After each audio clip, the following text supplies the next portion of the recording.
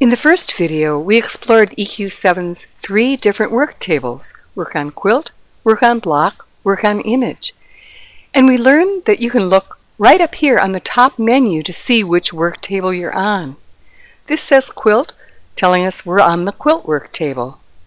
We also learned that EQ7 remembers the work table you were using when you last used the program and opens to that same work table.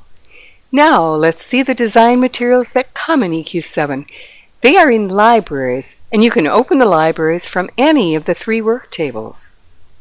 You can see that there are separate ones for blocks, fabrics, quilt layouts, embroidery images, photos, and thread colors.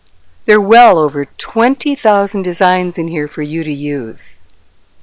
The block library contains ready-made quilt blocks of all kinds, including applique and quilting stencils. The fabric library has thousands of real fabric scans. These fabrics are all ready to grab and color with. You can also scan your own fabrics into EQ7 and save them in your own custom library up here. The layout library has quilt layouts we've pre-built for you.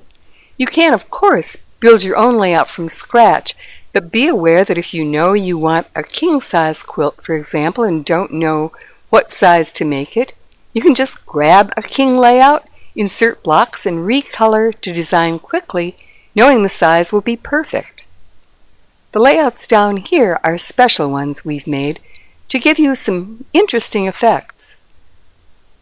Explore these other libraries on your own. Note that these embroideries are images of the real embroideries provided by the companies which sell the real digitizable designs. They're here so you can pre-plan how these embroideries will look on your quilt. And here's something to note. Notice that when the library is open, you can't open anything down here. So remember this: if something is open on top of the work table like this, you must close it before you can open anything down on the work table.